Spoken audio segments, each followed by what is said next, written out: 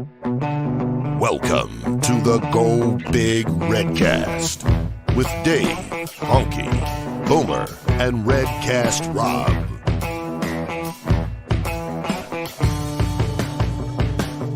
Welcome to the Go Big Redcast. I'm your host, David Gaspers, and I'm with Honke.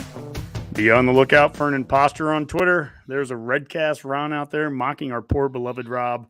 Seriously, no idea who's behind this imposter, but all I can say is thank you.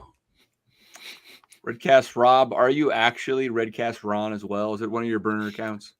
It is absolutely not, and that is the god-awful truth. It had been discussed for me to do something like that, but the fact of the matter is that it was not me. I was actually I don't even know what I was doing when somebody created that. Oh, I was running trivia on Sunday night, and I the look up Redcast Ron? What are you talking about? And I was running trivia, and all of a sudden Redcast Ron is on Twitter, like tweeting at me, and I don't know, man. People are weird. All right. Also with Boomer.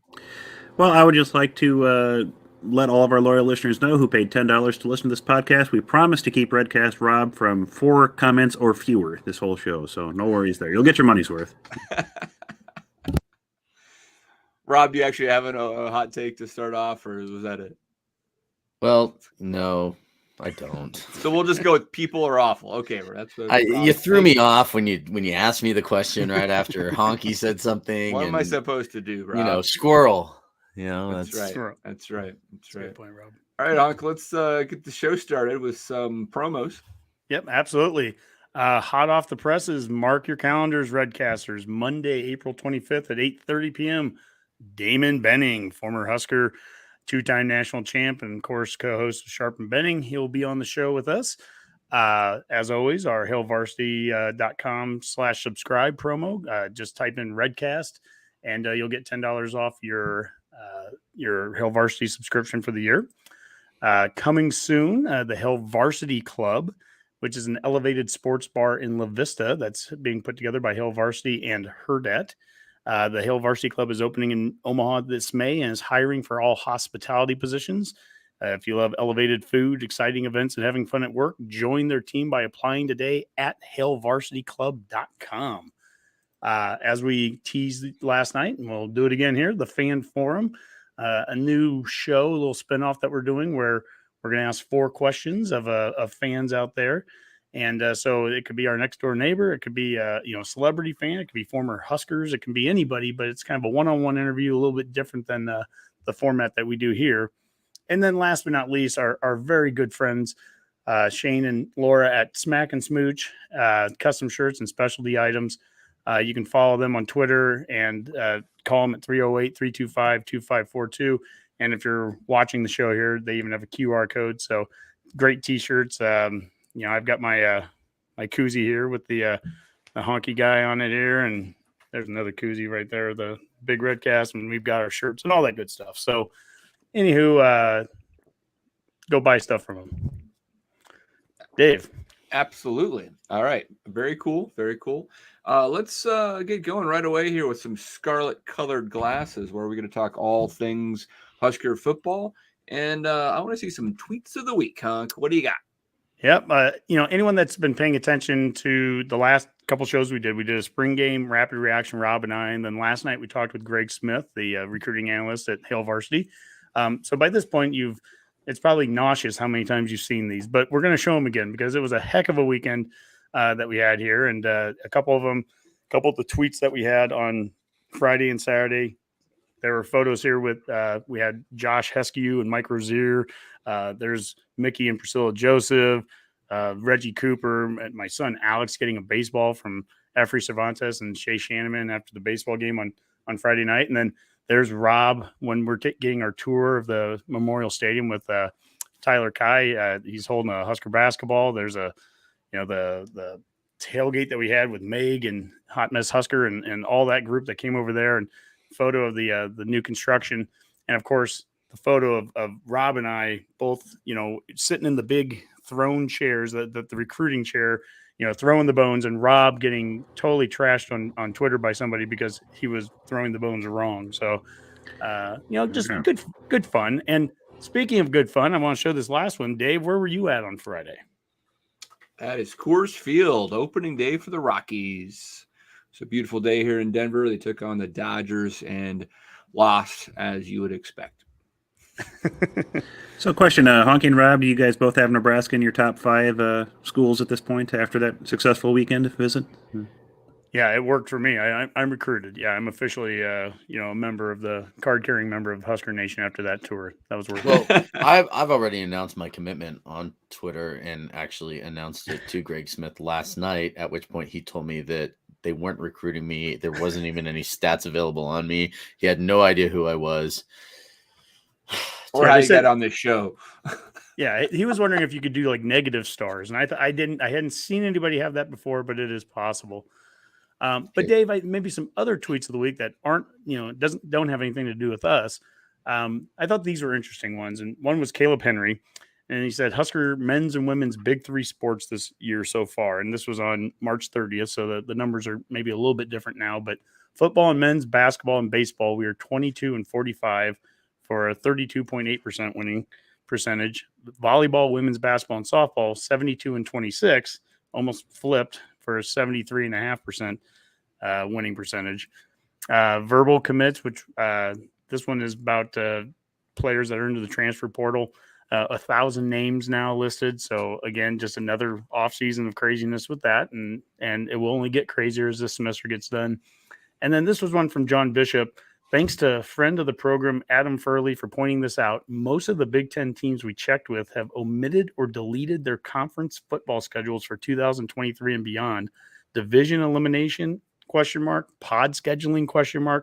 No doubt TV talks are behind some of this. So I thought that was a little interesting. We've talked about that in the past, Dave, and who knows what's going to happen, I guess, in the coming years with that.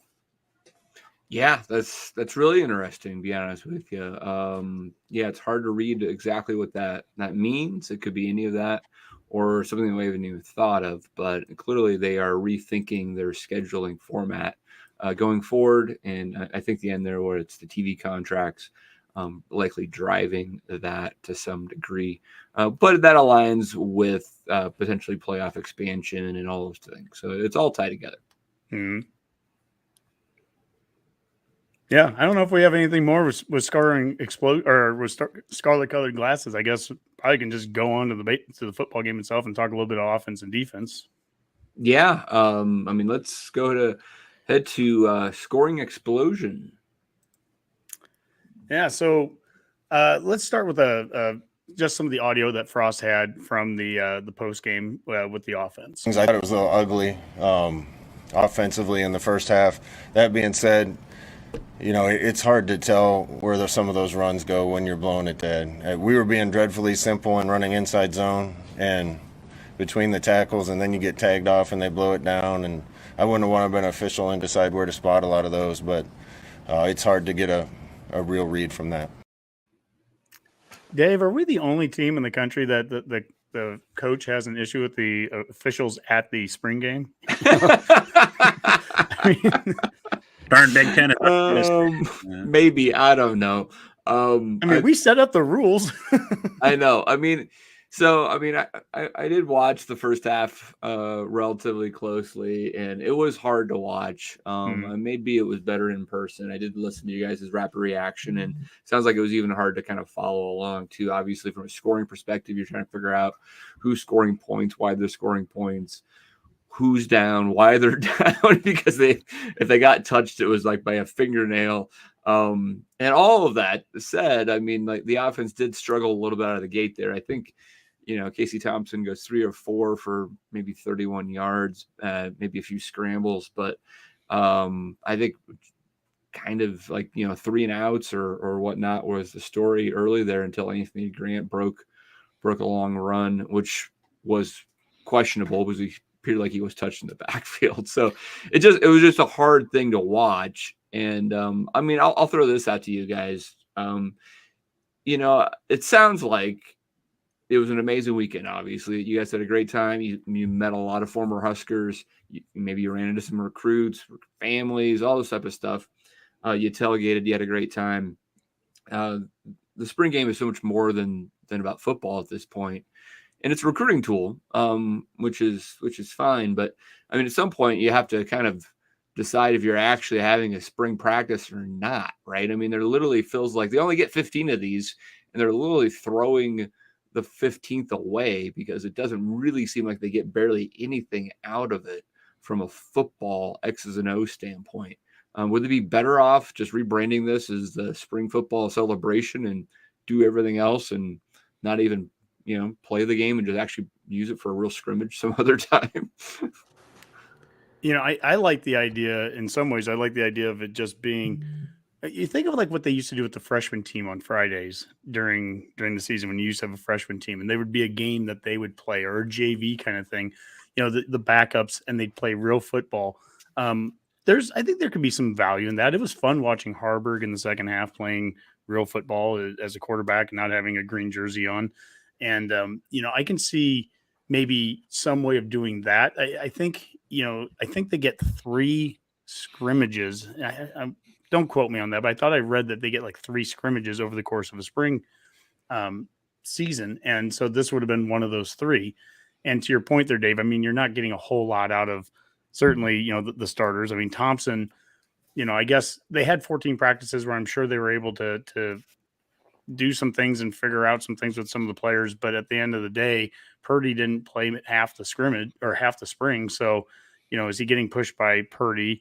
You do have Smothers, at least, that was trying to, push Thompson. But, you want your quarterback to be tested. I want Thompson to have earned the position. And I think he's probably our best quarterback. But, anyone that has questions of how earned it was, I get it. I understand it. So, it's a tough thing right now. One thing I guess I am confused with is that we have the largest roster, of anybody in the Big Ten. I mean, we're at 150 and yet, we find ourselves kind of shorthanded when we get to the spring game. Now, I think it was at some very specific positions we were, like Right. tight end. And that's why Frost said it was kind of hard to go offense or 2 different teams. They just went offense versus defense, period, because they had some positions that were down. But yeah, I mean, I get your point. It wasn't, at the very least, it wasn't a football game, not like it used to be with spring game. That's for sure. Yeah. I mean, I just feel like there's a lack of entertainment at some point. I mean, there's a balance there. I mean, they can turn this into a big deal because they got 55,000 people to show up, but that's not even close to our record, right? And so after a 3-9 season, and so I mean, but if you're not providing them an actual entertainment with the actual game, you have to make up for it in other ways, right? Because you're counting on that to be a recruiting tool. But if you see us at 45,000 next year and down to 35,000, because it's just like, I'm just not worth going to watch that because it's not entertaining any longer. There has to be a balance at some point.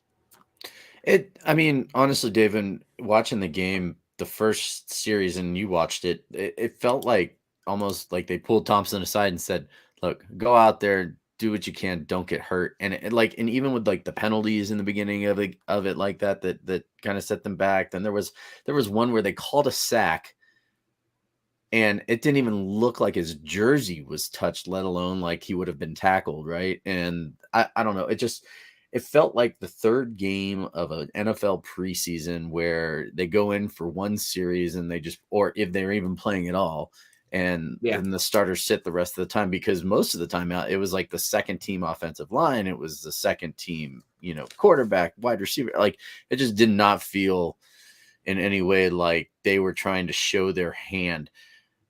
And I mean, I don't know how else to put it. It was still fun to be there and be around other Husker fans and just, kind of taking in that energy. And, the most complaining I saw was on Twitter. I didn't really see a ton of complaining from people that were there because it was the environment itself. And especially after what we've been through the last couple of years, right? I mean, it was seriously some of the most fun that I've had in over 2 years. And but I would say, so to Rob, just to kind of add to that a little bit, maybe I'll direct this one to Boomer, is that, I mean, I think what compounds this is the fact that the media doesn't get to see a lot of practice either. In fact, almost zero practice, as we've heard from Sipple and others. And So I mean, like the real information of like how well this team is doing, it's a big mystery to everyone, right? I mean, we can be optimistic. That's great. Oh, it's off season, right? But literally, we just don't know because we really haven't seen anything, right? And so the spring game always holds this hope out that you can at least see a little bit that maybe like, oh, all right, yeah, Trey Palmer is that fast or whatever, right?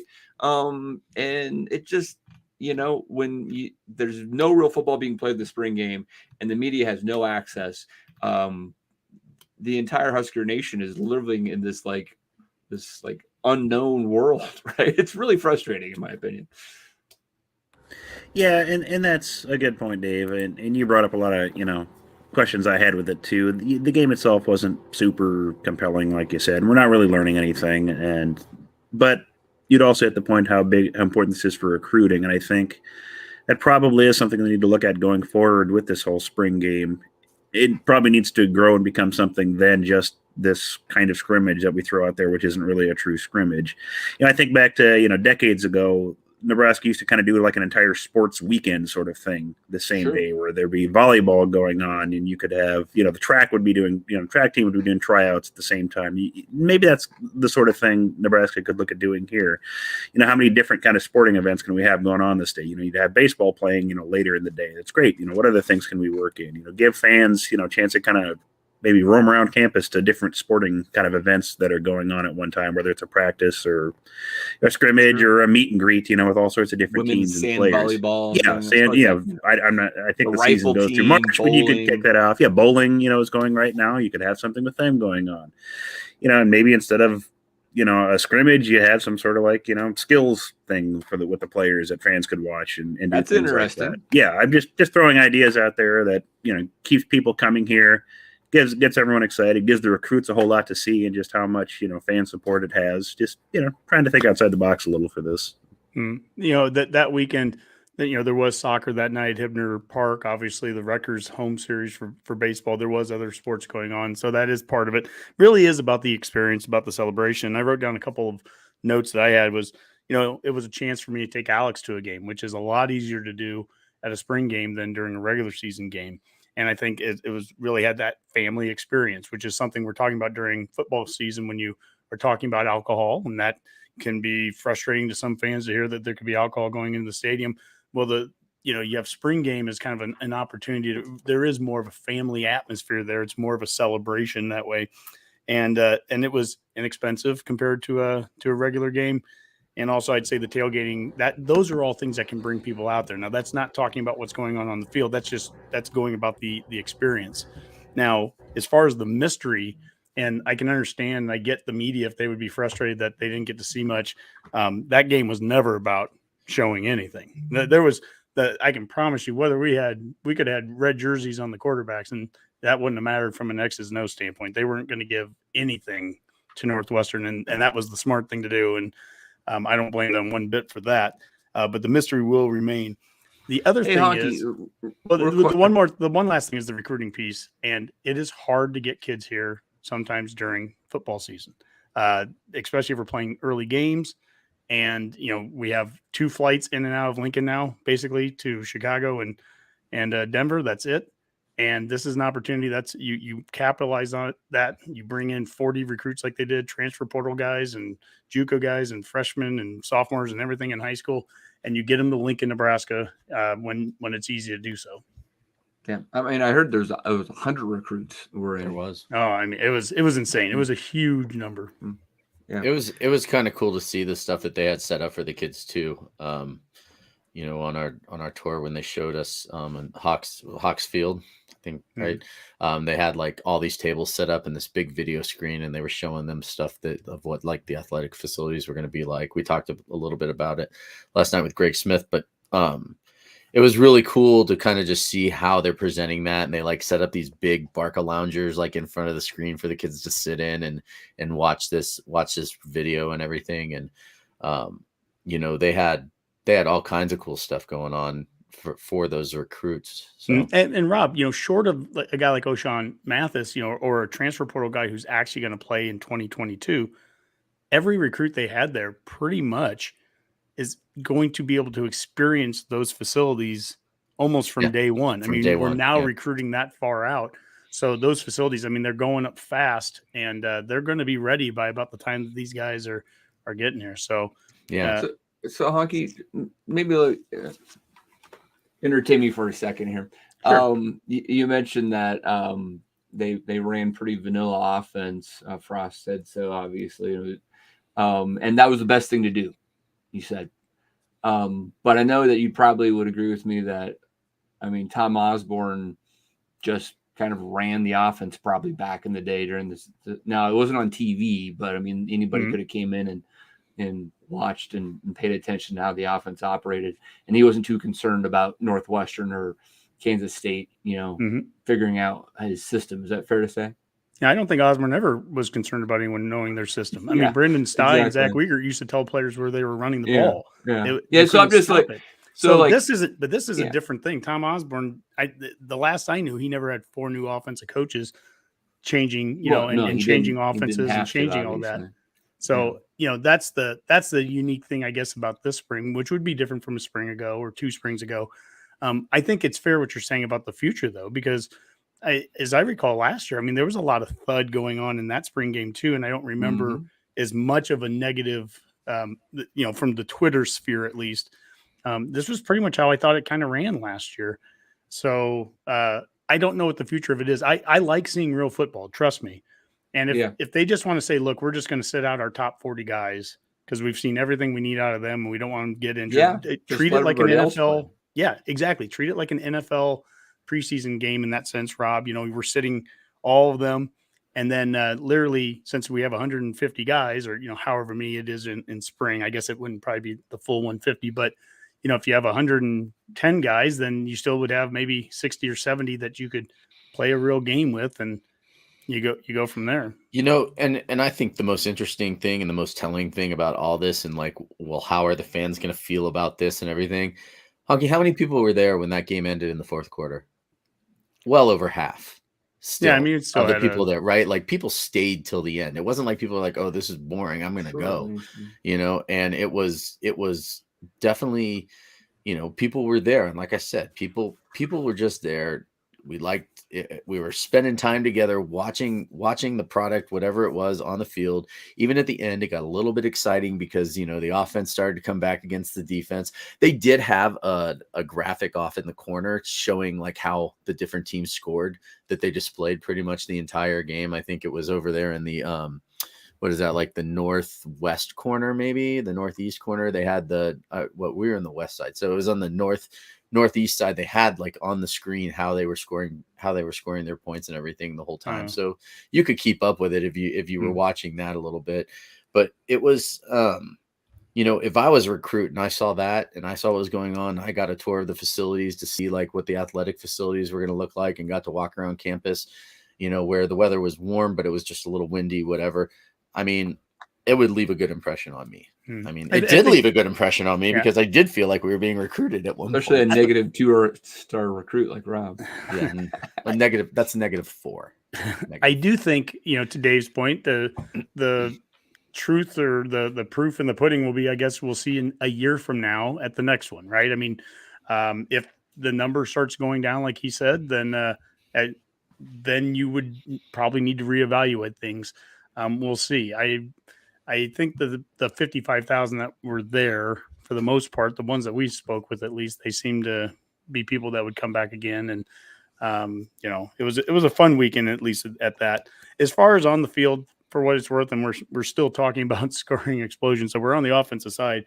I'll tell you what, I think Rob talked to a good guy back in February in Kevin Williams. He is a guy that if somebody showed well, and he got to play quite a bit in that second half when there was real football being played, I think Kevin Williams showed well. And I don't know if he's done enough right now to win over one of those starting positions, but I think at the very least, he's going to be a swing guard, maybe the 6th guy on the line, or he's at least worked his way into the conversation of starting. And that says a lot. Now that line, without Prohaska, and Dave, did you hear that? I said it right. Without that and Corcoran, look, those are going to be 2 guys that are going to be playing a huge role. I imagine we're going to hit the portal for probably one more offensive lineman, you think? I mean, definitely a tackle body in there. I want to watch I really want to closely rewatch the game and watch Ben Hart, because he is there's still the ability in him, and he was a top 100 recruit and everything, and he has the body. I mean, he could be a guy that can be a difference maker, but if he's not, then you've got to start planning around that, and that changes up. Do you move Corcoran out there, or has Hickson done enough at center? Can Corcoran play center? Who knows? I mean, they've got some mixing and matching to do on the O line, but that's going to be the key. That's the key area right now. I'm not worried about the specialist players, across the board. It's the O line for me.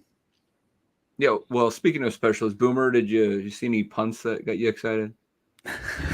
Well, the first punt that was a nice, 60-yard kick, and I think that was one of the loudest cheers I heard on the TV. That was actually the loudest cheer of the day. Was that right there? Even I cheered.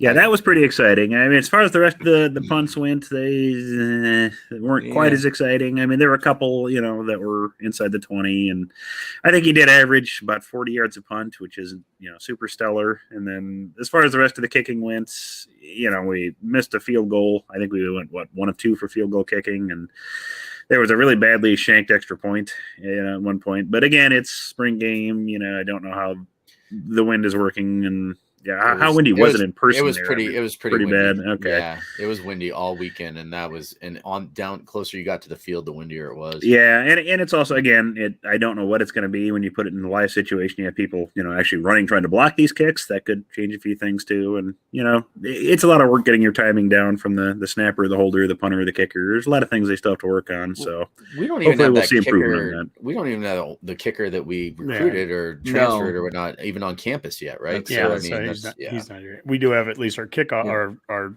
Frank. We have our kickoff specialist there. Speaking of punter, while we're talking about that, I did read this tweet today, and it was punter Torrey Taylor told Spencer Petras this spring that it looks like there will be fewer punts this year by the way the offense is looking. So over there in Iowa, they're thinking pretty good about the offense, and they're not going to be punting as much. But, well, I mean, like 13 punts a game is still fewer punts for Iowa the way they play, isn't it? I mean, Kirk is punting on third down just because. On the opponent's 45. So we touched on the recruits a little bit, and before we turn to defense, I do want to talk to probably the highest profile offensive recruit. Dylan Raiola was in town again. I believe this is at least the third time he's visited. This is the son of Dominic Raiola and nephew of Donovan, our new offensive line coach, and kind of newly minted number 1 recruiting recruit of the 2023. Is that right? Or 24? I'm forgetting. 24, I think. 24 class. Yeah. So still 2 years away. He's only going into his junior year, but very highly regarded, and seems like he had a good time, right? Yeah, he was there alongside our other quarterback, William Watson, Pops. He was there as well, and he's the 2023 quarterback in this class. One thing that Greg Smith mentioned to us last night, and that right now we're looking at a slide of the 2023 recruiting class. Of course, we have our in-state recruiting class one. I still haven't updated this slide, but we have 5 on this slide, 2023. We have 5 players from in-state that have offers. Well, now that can be 6 because Brock Knudsen, the offensive tackle, 6'7", 283 from Scottsbluff, he did get an offer from Nebraska over the weekend and was in town over the weekend too. So that gets us up to 6. And Malachi Coleman, he wasn't at the game, but there's still a lot of positive feelings that, that Nebraska is high on his list, but boy, he's got quite the list now too. So, I mean, it's a big list, and we're hoping to get every one of those in-state kids that we've offered. Yeah. So Malachi Coleman's got the kind of blue blood list of recruiting, right? Mm-hmm. Georgia, Alabama, pretty much everyone. Oregon, you name it. It's impressive. It's impressive. All right. Well, anything else on offense, guys? No, I think that's probably pretty good now. Let's throw the bones and talk about the defense and what we saw out there during the spring game.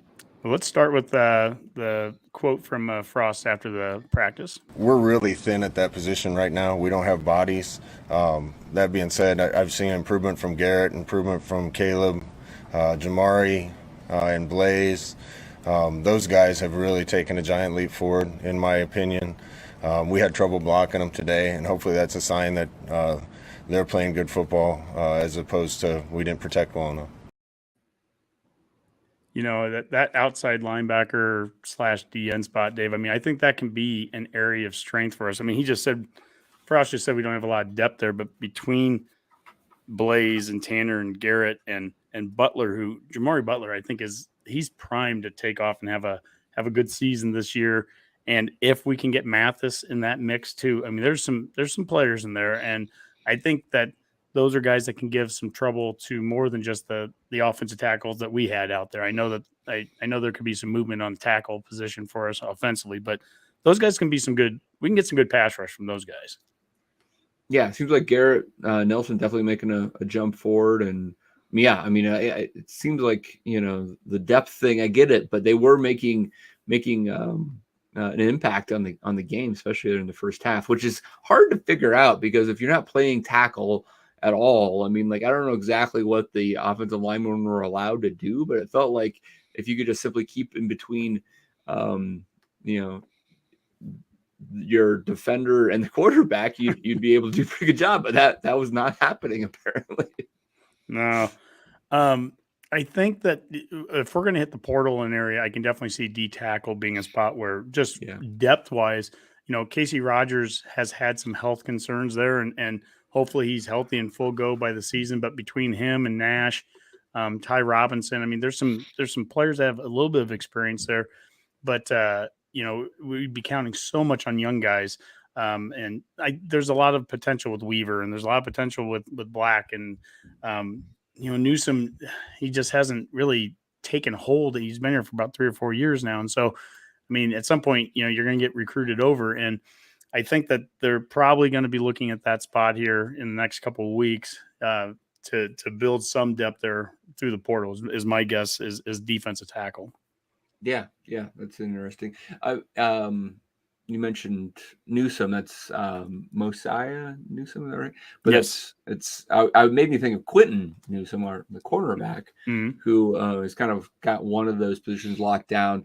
It looks like Braxton Clark actually started opposite of him, which I think has gotten some people interest peaked, which is great. He's been here for like 5 years, and he's had quite a bit of playing time. But a lot of people thought that maybe the ASU transfer Tommy Hill might take that over. But it looks like Braxton is fighting for that position. I think at least he's fighting for it. I don't know, again, with spring game, how much you take out of it. And because there isn't a red and white, there wasn't a starting corner on one team and a starting corner on the other team. Right, this is just everyone's defense. But I know Hill is going to be a major player next year, whether he's starter or not. But it's great to see if Clark would be. I love Clark's size, his length, 6'3" guy. I'd love to see him, be healthy and be able to go out there. I think the linebacking crew, there's a lot of potential there. I know they want to probably get one more inside linebacker and maybe do that through the portal, but I've really liked Mauga Clements. A lot of people talking about his performance. Yeah, they said his name a lot on Saturday. Yeah. It's hard to say too, so it means we really was showing. Yeah, and they really were. It felt like that was something I was going to bring up. It felt like that they said his name a lot on Saturday, a lot, probably 10, 15 times I heard it. Mm-hmm. I mean, between that and Houseman, Ernest Houseman, the true freshman from your alma mater there, Dave, Columbus High. I think those two guys are Houseman's young, and Va now has been here for. They came here as a JUCO, and he's been here at least one season. So, I mean, it's time for him to get out there and make some plays. But between those two, and you have Heinrich then, and then with Reimers, and Kolarevich is kind of off playing the nickel spot. But, there's some growing some depth there.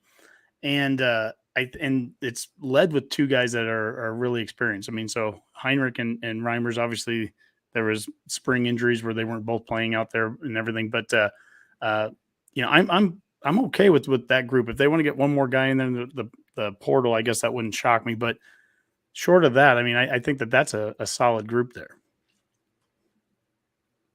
Awesome. Well, recruiting wise, again, out of the 100 recruits we had, if there was one that you wanted the most, Honke, who would that be? Well, I'm a big fan of we need to win now. Correct. I've made a point of that. And so as much as I would love us getting all the great players from 2023 class, Mathis is an immediate contributor, somebody that would be in Lincoln here, already by the summer and playing. And, it's interesting to me with Mathis, he comes into that position that we talked about with Tanner and Garrett Nelson already. I mean, those are two, does he just come in and immediately start? Yes, probably. Yeah. I mean, Yes, he's the top transfer guy, but like who do you just pull out of that? I'm just saying he's coming into a good position, but he can make a good position really, really, really good. And of course, they're not going after him the way they are for him not to sit, for him to sit on the bench and not play. So, that's right. yeah, of course he'd be out there, but it's gonna add a lot of depth and some star power there. That would be my number one guy. And you think about it too, between bringing him in from the transfer portal and then guys like Tommy Hill that have been brought in too. I mean, there could be multiple starters on that black shirt defense next year that, were just transfers in and playing somewhere else a year ago. Yeah, absolutely. So it seemed like he was everybody's number one recruit too, Honke. Quite honestly, I mean, what did Greg say last night? That Scott was like there meeting with him, and it didn't seem like there was a single moment that he was in the stadium or on campus where somebody from the team that of some importance wasn't there talking to him or walking around with him and his family or taking them somewhere or doing something with them. And the whole NIL thing where they sent people down to speak with him before. He even came up here from Texas, just kind of laying out what that deal would look like. And then at halftime announcing that they were going to be paying the scholarship students, or what was it? What was the word I was looking for? But basically paying them for academic achievement, that the $5,980 a year or whatever it was. So, all of that really tied in well. And a lot of that had to do with him. It seemed like, right? Like where he was kind of the one guy that led the whole pack the entire weekend for sure. Yeah. Well, I mean, sounds like, his decision should be coming in the next few weeks at most. It sounds like he could be on campus as early as May 1st, I've heard, wherever he decides. And we don't know all the suitors. Definitely sounds like Texas, USC, and maybe a few others are still high on his list with us. And then, if all things are equal, hopefully, he was impressed with the spring game atmosphere and all the attention, but also how maybe that NIL will play into that is going to be really interesting to see. Mm-hmm. All right, guys. Anything else we want to cover here with the spring game? This is the wrap up of spring football. Nah, I don't have much. It was just good to get the group together. I know, Dave, you've been off for a couple of weeks, and we've been doing different things. Like we said earlier, we're going to do a Damon Benning interview in a couple of weeks, and you know who's going to be on? You know who's going to join us? Who? Do you remember Mac? Mac? Really? Mac. Yes. Oh my goodness, that would be awesome. Very cool. So, Help to get a new Redcast Mac Twitter handle of some sort. But it's just kind of this StreamYard that we're doing now. It gives us a lot of flexibility. We'll do the fan forum where we can do one-on-one shows. Rob's done lunch casts with JoJo and Kevin Williams, and there's a lot of mix and match and plays, but it's been a lot of fun. We're doing a lot of different things, talking to a lot of different people, and really enjoying it. So it's been a lot of fun. Yeah, absolutely. Maybe just to wrap up really quick. I don't want to spend a whole lot of time around the Van Horn, but baseball did have another difficult weekend, getting swept, I believe. Is that correct, by Rutgers? Oh, yes. They got swept by Rutgers last year in the spring game now. too. Yeah. But that's also the point where they turned it around. So we're going to be looking good for the rest of the season. They're going to make the College World Series again. I like the optimism, Rob. They didn't lose to Creighton today. So no, they did not lose to Creighton today. Rutgers is number one in the conference going into last season or last weekend, surprising. And still certainly are now too. Yeah, hey, you don't get to say that very often. Yeah. No, about Rutgers never being really number one on anything. So quite surprising. But you guys had a great time there on Friday night. Looks like, and I know your son Alex had a great time, opportunity meeting some of the Huskers there. Really cool of them to do that for him. And, yeah, here's Yeah, here's the photo, Dave, that you're talking about. Shea Shannon, fresh off of pitching that night, and he had a good night. I mean, and then there's Efrain Cervantes with him, handing the ball, and and he was a little grumpy kid at the time. But when He's we very got out nervous, of there, he's like hard to believe he's meeting these guys. That's probably cool. is. Yeah, he was just. It was late and cold too, and I think I'm sure. I'm like you weren't nervous when you met Mike Rozier. I mean, come on. Honke made his network television premiere that night too. We got home, we were watching the That's highlights right. of the game. That's and true. Honke's He on was in there. TV. Yeah. that is very true. Yeah, I met Rozier was the first guy I met when I walked into the after party there on Saturday night, and that was awesome. a super cool guy. I mean, it was so cool. He's wearing a black shirt, and on the back of it in white letters says Heisman. It was just so funny. I was like, that is great.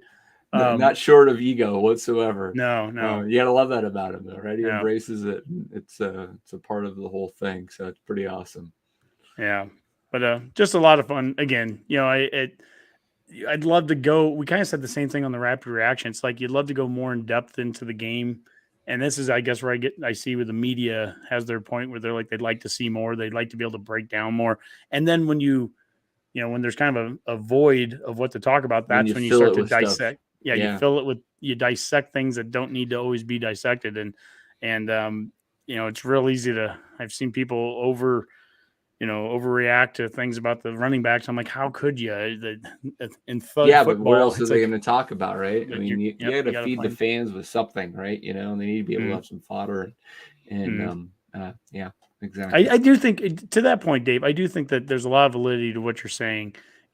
Going into next season, that they may need to review a little bit of how do you give the fans a little more than what you've given them, but you got to do it in smart ways where you're not getting guys injured and all that. I get it. Look, I'm green. I'm no to green jersey guy with quarterbacks, right? And even I'm understanding that in today's world, okay, you're going to wear green jerseys. I just get it now, Well, Sam McEwen too. I don't know if you guys saw Sam McEwen's tweets. That would have been a funny tweet to have up for Tweet of the Week, where he said you get 55,000 fans to come out on a beautiful day. They're here to watch Casey Thompson, the guy who got all the NIL money. Nebraska can't bother to have him throw more than 4 passes. Oh, boo-hoo, Sam. Boo-hoo. That's my point, though. I mean, I guess, I with Sam, that's exactly what I was getting at, is literally, if it's not about competition, it's about entertainment. You want to make it look good for the recruits, and you want the fans to be entertained and enjoy the moment. Well, heck, I mean, if you're playing not even 2-hand touch, just go ahead and send Trey Palmer or Omar Manning deep and let Casey air one out. Catch a 60-yard bomb, people get excited, and sure, it's just a fleeking fly route. No one really cares, but at least that would have been entertaining, right? Yeah, it's kind of what Friday Night Lights was when oh my God, that Micah Parsons came to it that one year, and he was running a fly route in front of us, catching passes. Yeah, I mean, at some point, if nothing else, even if it's just doing drill work and some skill work there. I like Boomer's idea about the skills. That sounds really interesting, right? That could be something, right? Well, last year when they opened up the one practice during spring ball, that's what a lot of it was. That we didn't get to watch a scrimmage. There was 5,000 people that stood in the stands and watched guys running out routes and doing just drill work, and that was really entertaining. I think if you did the equivalent of one half of that with some of the things that you're talking about and Boomer's talking about, and maybe in the second half had a real JV scrimmage, kind of old school Friday, freshman team game like they used to do back in the old days. I think there's a lot of validity there. We can go really old school and bring back the old alumni teams, and they could play. That'd be great. Well, hey, that'd be fun. Yeah. We hung out with a lot of those alumni guys on Saturday night, and I'm not sure those guys were ready to play. Nothing against that. They could all tear me apart still, but yeah. Yeah, that's probably true. They're there to have a good time, so maybe they don't want to strap it up one more time. I hear you. All right, guys, let's get out of here with some parting shots, and we will start with Honke. Well, first off, I just wanted to pass along, Redcasters, that there's 1 week left to join the season ticket request list for Husker football 2022. The link can be found at huskers.com, or you can find it on our Twitter and Facebook feeds. We posted that the other day. And I'm just going to do 2 today. The other one is I want to finish with that. It is April, and that is National Autism Month. And as many of you know out there, my son Alex is on the spectrum, and I'm constantly amazed at the incredible people, the teachers and the doctors, specialists who have worked closely with them since being diagnosed. And so I was going to wear this and then I forgot to, but I'll have my Herd at Blue media t-shirt on because blue is the color for World Autism Day, which was Saturday, April 2nd. And I want to make sure all those with autism and their families never feel alone. Awesome. Thanks, Honk. And it's only 2, so he hits the under again. So That's right. I think Boomer might need to move that line down the next show because it's getting too easy. The juice needs to get squeezed there. All right, Rob, what do you got? Well, I just want to remind everyone that next Tuesday night we are going to have Craig Doman on to talk a little bit about NFL draft. He's going to talk a little bit about what it's like working with some of these players to help them prepare for the NFL and just kind of talk a little bit about himself as an NFL agent. So I'm looking forward to seeing him there. Rob, could you explain to everyone who Craig Doman is and as a matter of time and date again? As a matter of fact, if you're watching right now, I am wearing a T-shirt that JoJo Doman's dad, but his mom sent me a T-shirt. Very cool. Oh, that's cool. It's JoJo Doman's dad. So everybody, after speaking, his wife Teddy is kind of JoJo's go-between to his agent, everything, and she's set up for both of them. And awesome. So what time is this again, Rob? It's going to be next week. It's going to be like on our regular show. He'll come on for a little bit and talk to us. Cool. And yeah, so I'm looking forward to that. So make sure when you tune in, if you have any questions about that process, write them down and save them for next week. Cool. All right, Boomer, get us out of here.